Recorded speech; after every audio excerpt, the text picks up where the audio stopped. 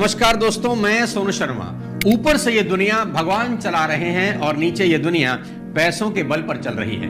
भगवान की बनाई इस एक दुनिया में न जाने कितनी दुनिया है। एक तरफ वो इंसान है जिनकी बेगम ने बिकनी पहनने की इच्छा की तो इस शख्स ने पूरा का पूरा आइलैंड ही खरीद लिया। जमाल अल नदक इस शख्स का नाम है, जिन्होंने अपनी बेगम के लिए कोई 418 करोड़ का आइलैंड खरीद लिया ताकि उनकी बेगम कंफर्टेबली बिकनी पहन के घूम सकें।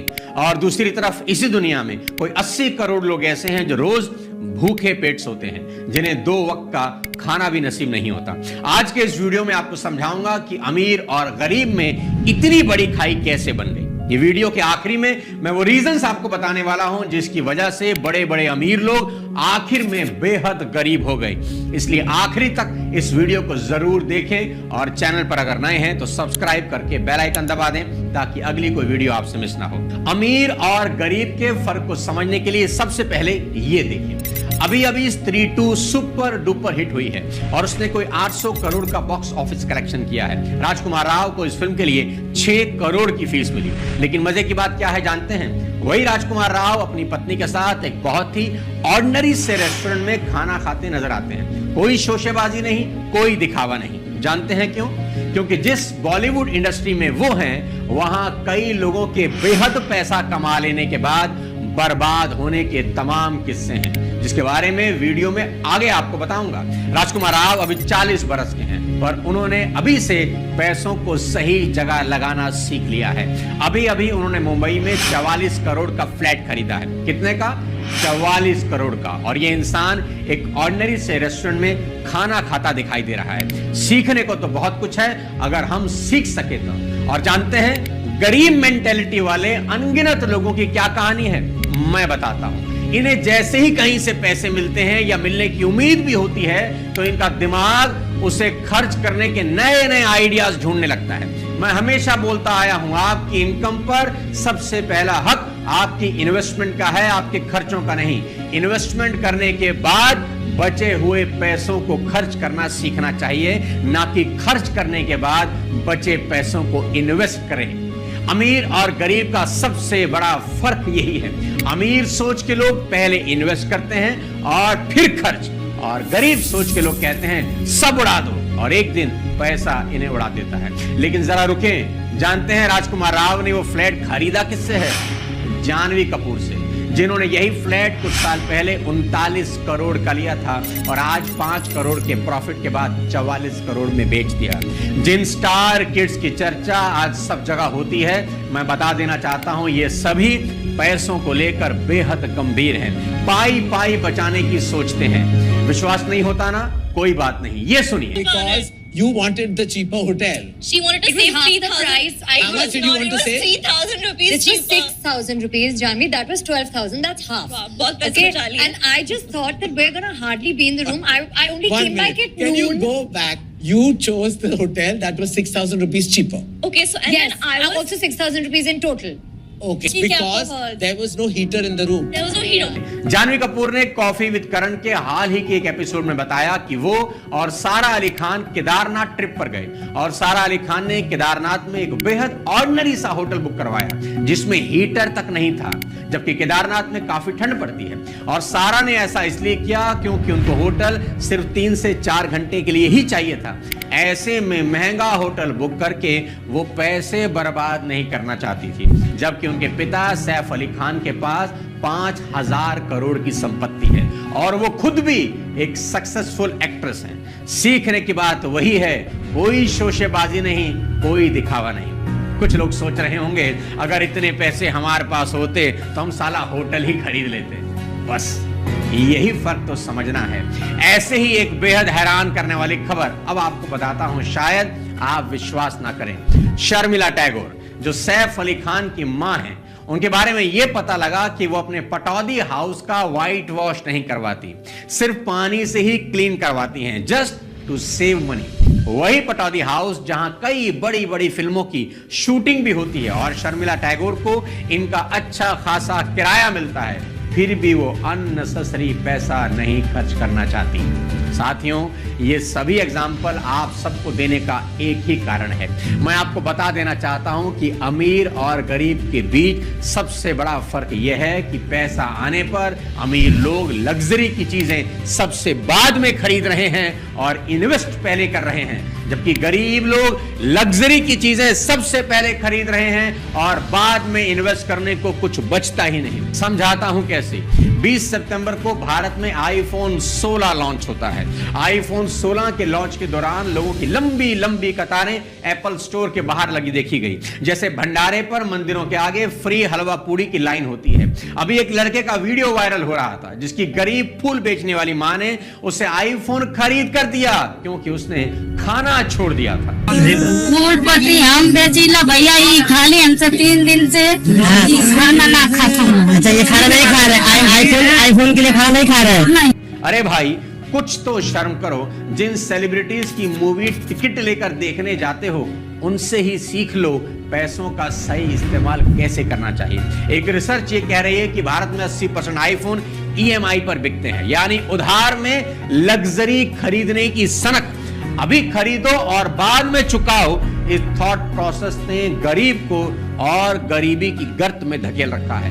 मेरी नजर में ईएमआई पर फोन खरीदना सबसे बड़ा फाइनेंशियल क्राइम है। मेरे दोस्त, 10-15 हजार का फोन भी अच्छा होता है और यही 1.5 लाख कहीं सही जगह इन्वेस्ट किया जा सकते हैं जहां पैसों के बढ़ने की पॉसिबिलिटी हो। ईएमआई पर फोन खरीदने वाले कई लोग ऐसे भी होंगे जिनको अगर आप बोल दो कि इंश्योरेंस करवा लो तो इनकी आंखें ऐसे बाहर आ जाएंगी जैसे इनसे इनकी दोनों किडनी किसी ने मांग ली हो। मैंने पहले ही कहा था, फाइनेंशियल प्लानिंग इस यंग एज में सबसे ज्यादा जरूरी है। मैं आपकी जगह होता तो फ्यूचर को रिस्क फ्री और सेफ रखने के लिए अपना इंश्योरेंस जरूर करवाता। अरे भाई, सिर्फ 600-700 में 2 करोड़ का टर्म इंश्योरेंस आराम से मिल जाता है और वो भी 10% डिस्काउंट के साथ, with a 24/7 dedicated relationship manager. और साथ ही साथ 300-400 में, मात्र 300-400 में 1 करोड़ का हेल्थ इंश्योरेंस भी लीजिए। आपके पास दोनों ही होने चाहिए, हेल्थ भी और टर्म भी, ताकि मुसीबत के समय फिर से लोन लेकर हॉस्पिटल के बिल ना भरने पड़े। और अब तो महिलाओं के लिए हेल्थ इंश्योरेंस 6 महीने की प्रेगनेंसी के दौरान भी ले सकते हैं, जिसमें मैटरनिटी बेनिफिट मिल जाएगा। हेल्थ और टर्म का लिंक नीचे डिस्क्रिप्शन में दे रहा हूं, जरूर करवा लीजिए। यह आपको फ्यूचर में अनवांटेड कर्ज लेने से बचाता है। गरीब मानसिकता के मैक्सिमम लोग कोई फर्क नहीं पड़ता वाले प्रिंसिपल पर चलते हैं और बाद में यही लोग क्रेडिट कार्ड के कर्ज में दबे नजर आते हैं। शौक में हमने क्रेडिट कार्ड का इस्तेमाल करके इसकी धज्जियां उड़ा दी। टाइम्स ऑफ इंडिया की खबर के मुताबिक जून 2024 तक भारत में क्रेडिट कार्ड का बकाया 2.7 लाख करोड़ है। जब ये सब देखता हूं तो मन में घबराहट होती है और पीड़ा भी। और सवाल ये उठता है कि क्या वाकई हमें पैसों की समझ है? क्या हमें समझ है कि कहां पैसे लगाने चाहिए और कहां नहीं? देखा देखी सभी लोग जिंदगी बर्बाद करने के रास्ते पर चल पड़े हैं। कर्ज लेकर सभी चीजें करने की आदत इंसान को तबाह कर देगी और जब तक कुछ समझ में आएगा जिंदगी हाथ से निकल चुकी होगी। अगर आप अपनी फैमिली को आज सबसे बड़ा गिफ्ट करना चाहते हैं तो दोनों ही इंश्योरेंस करा के अपना फ्यूचर रिस्क फ्री जरूर कर लीजिए। अमीर बनने और अमीर रहने के लिए 2 चीजें सबसे ज्यादा जरूरी हैं।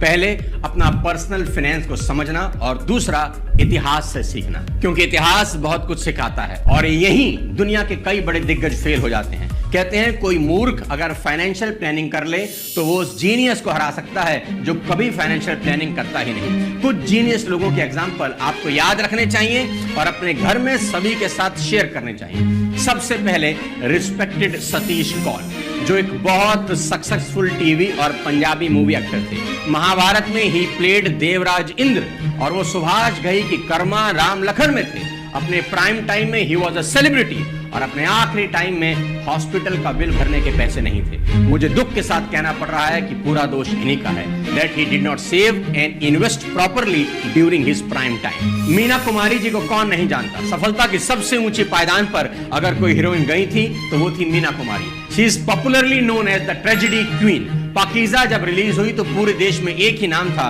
मीना कुमारी। और पाकीज़ा का वो डायलॉग आज तक वायरल है जब राजकुमार कहते हैं, आपके पांव देखे बहुत सुंदर हैं, इन्हें जमीन पर मत रखना, मैले हो जाएंगे। कहते थे एक्टिंग में उनका मुकाबला करना नामुमकिन था। क्रिटिक्स उन्हें हिस्टोरिकली इनकंपेरेबल एक्ट्रेस कहते थे।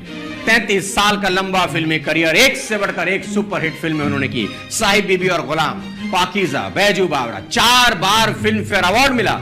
Despite having such a fantastic film career, Indian cinema का ये चमकता सितारा died penniless with not even enough money to pay her hospital bills. उनके पास हॉस्पिटल के बिल भरने तक के पैसे नहीं थे। दिक्कत फिर से वही, lack of financial planning। और ये कहानी सिर्फ हिंदुस्तान की ही नहीं है, पूरी दुनिया ऐसे तमाम उदाहरण से भरी पड़ी है। We have celebrities like Boris Becker, जिन्होंने $130 मिलियन अपने करियर में कमाए पर दिवालिया हो गए। ऐसे ही Mike Tyson, the most famous boxer of all the time, went bankrupt due to his poor money management skills. Diego Maradona को कौन नहीं जानता, was one of the highest paid athletes in the world, but he died poor and almost nothing left in his bank account। सबके साथ वही दिक्कत, lack of financial planning। दोस्तों, जागने का वक्त आ चुका है। इग्नोरेंस में जीना बंद करना ही होगा। आज हम ऑब्जर्व करें और इनकी गलतियों से सीखें और अपनी लाइफ को बेटर बना लें। इन सब ने कुछ कॉमन मिस्टेक करी जो हमको हमारी लाइफ पे कभी नहीं करनी चाहिए। मैं ऐसी 5 गलतियां आपको बताने जा रहा हूं जिसने अमीर होने के बाद फिर से इन लोगों को गरीबी के अंधकार में धकेल दिया। सबसे पहले ये सब के सब मान के चल रहे थे कि इनकी जो कमाई आज है वो हमेशा रहेगी और अंधाधुन खर्च कर रहे थे, पैसा उड़ा रहे थे। इनको कहां पता था एक दिन पैसा इनको उड़ा देगा। मैं हमेशा कहता हूं कि हर दिन ना होत एक समान, कि सभी दिन एक जैसे नहीं होते। पैसा जिन लोगों के हाथ की मैल होता है ना, एक दिन उनके हाथ सिर्फ मैल ही बचती है। इसलिए अपने पैसों को हमेशा तोल के ही खर्च करिए।